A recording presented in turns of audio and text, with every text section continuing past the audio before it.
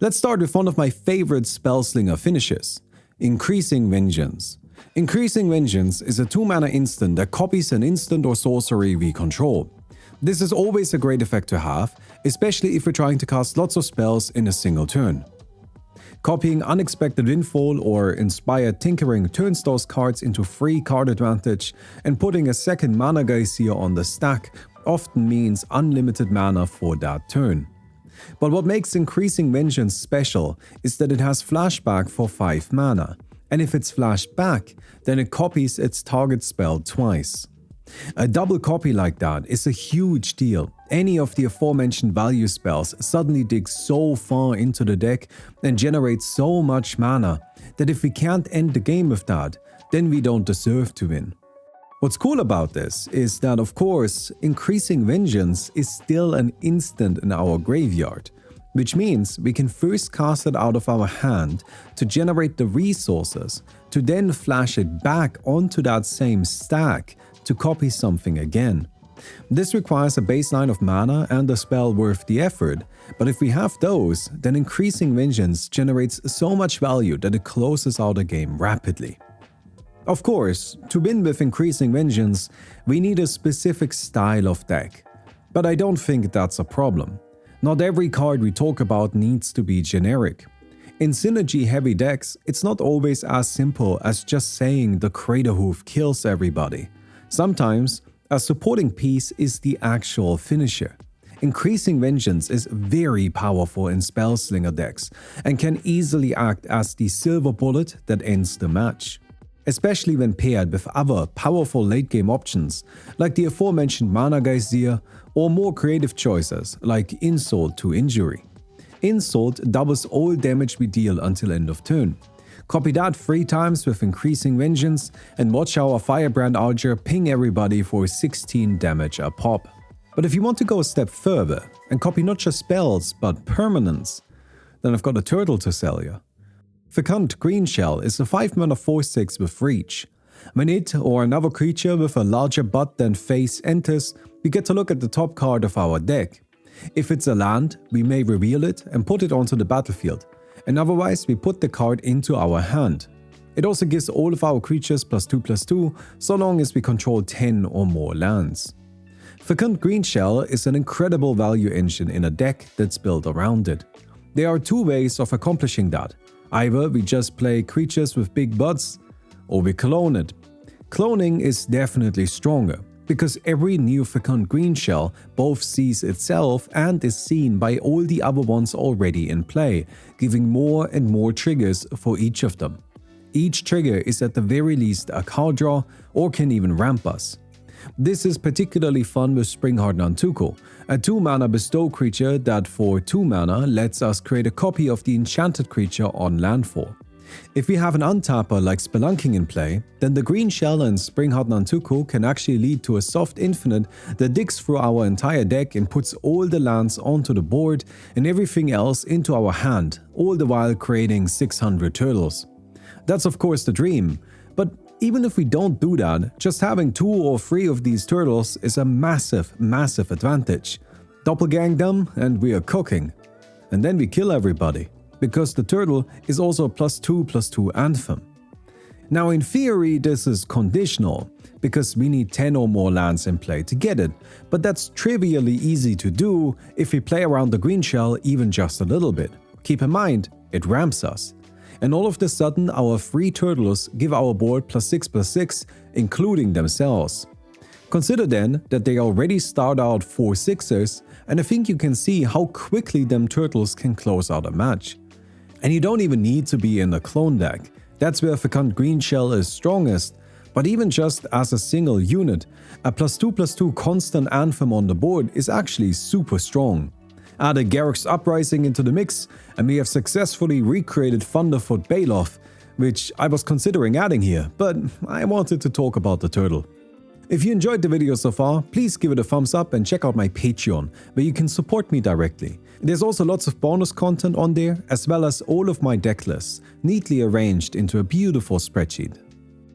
Y'all know that these videos are just an excuse for me to talk about cards, right? I think there's value to knowing a lot of Magic cards. It really helps deepen your deck building and understanding of the game. So I try to just play a lot with tons of different things. And then I tell you about the ones I thought were cool. Like for example, Starlight Spectacular.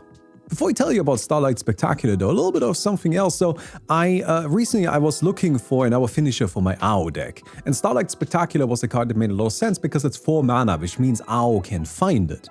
So, I had that in mind.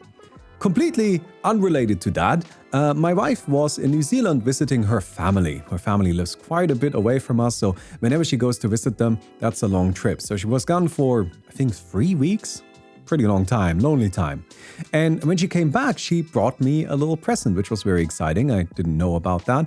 She brought me 2 things. She brought me a collector booster pack of Infinity, and then also the Clue Edition Ravnica set, which, by the way, this thing is really cool. People were clowning on this when it got released, but I really enjoyed it. Like, this is a very cool thing. Anyway, setting that aside. So, I'm of course very happy about this. We open up the booster pack together, and what do I find? That's right, Starlight Spectacular in the Galaxy foil. So this card is amazing just because of that. Sorry, this has nothing to do with the card itself. I just needed to tell you about it. But also, this is a very cool card that plays very well and is pretty damn strong. Starlight Spectacular is a 4-mana enchantment that at the beginning of our combat lets us create a conga line of creatures by choosing each one after another. All of our creatures then get +1/+1 for each other creature chosen before it. So the first one we choose gets +0/+0, the second +1/+1, the third +2/+2, and so on. This is a fantastic finisher for go-by token decks for 2 reasons. First, it just adds a lot of power to the board. If we have even just 5 or 6 creatures, then Starlight Spectacular will allow us to ruthlessly crash into our opponents, easily doing substantial damage, and each creature on top of that gets us closer to an overwhelming victory. It's a white card, and white is great at flooding the board to properly utilize it. Second, and much more importantly, it's way less annoying than other similar options. Kafar's Crusade is a great card, in theory or online, but in practice it's the most annoying thing to resolve and keep track of. Incrementing 10 different individual counters because I had a single creature enter the battlefield is a nightmare, and I frankly refuse to play the card and similar ones because of it.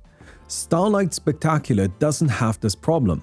It checks once during our turn how many creatures we have, and then we arrange them into a fun dance formation and swing in. And in the vast majority of cases, it will do the job just as well as any other option.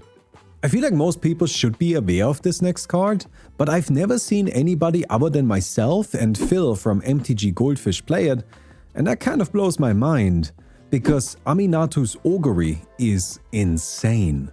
Aminatu's Augury is an 8-mana sorcery that exiles the top 8 cards of our library.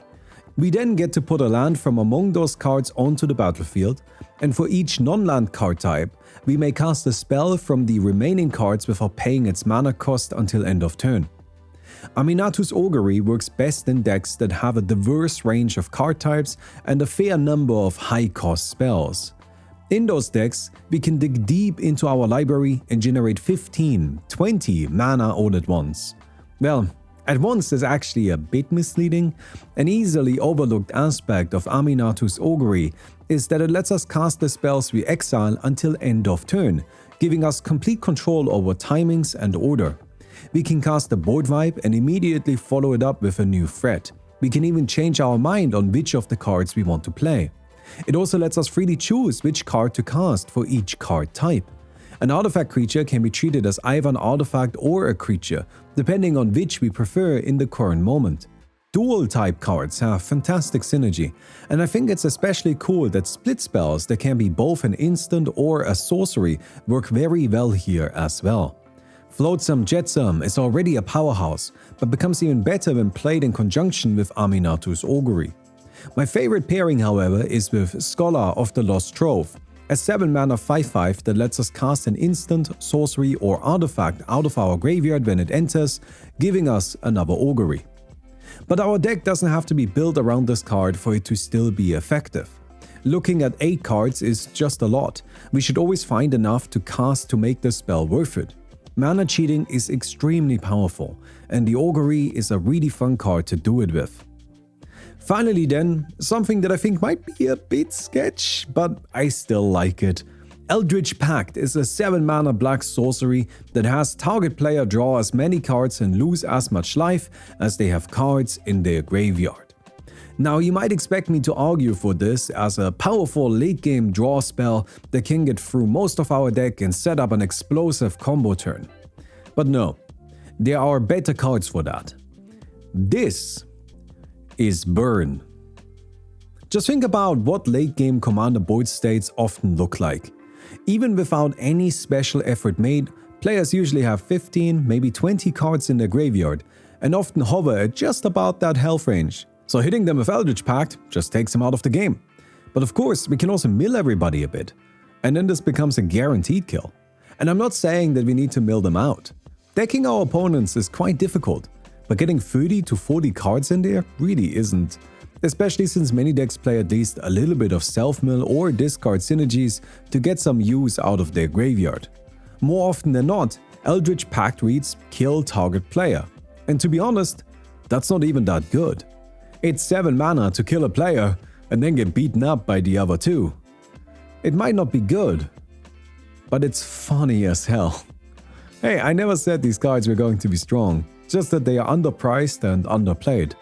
But sometimes we can position ourselves in such a way that this actually finishes the game, knocking out our last opponent. And those are the moments I live for. Anyways, that's my list for today. I hope you guys enjoyed it. If you did, don't forget to give the video a thumbs up. I definitely appreciate that. And don't forget to support me directly on Patreon. I made something simple for today because I have a bigger project I want to make for next week, and I just kind of need some extra time for that. So look forward to that. Hoping I can get it done. That would be ideal, no promises. Maybe there's just gonna be another list. But I think you guys don't mind having a cute little list, right? Like, I like them, I think they're fun. So anyways, and I do always take them very seriously. I do my research and, you know, I try to find cool cards that I actually test. Like, I play with all of the cards that I talk about in these lists. I've always tried them extensively and I always feel like, you know, like they're sincere suggestions. Except for maybe Eldritch Pact. Although, I've gotten a lot of kills with Eldritch Pact. Like, I'm gonna be completely honest with you. I have gotten a lot of kills with Eldritch Pact. I might have actually gotten more kills with Eldritch Pact than with any other card on this list, which is kind of crazy. But that's just because I really like Eldritch Pact and I play it a lot. So anyways, I hope you guys enjoyed the video and I'll see you soon. Goodbye.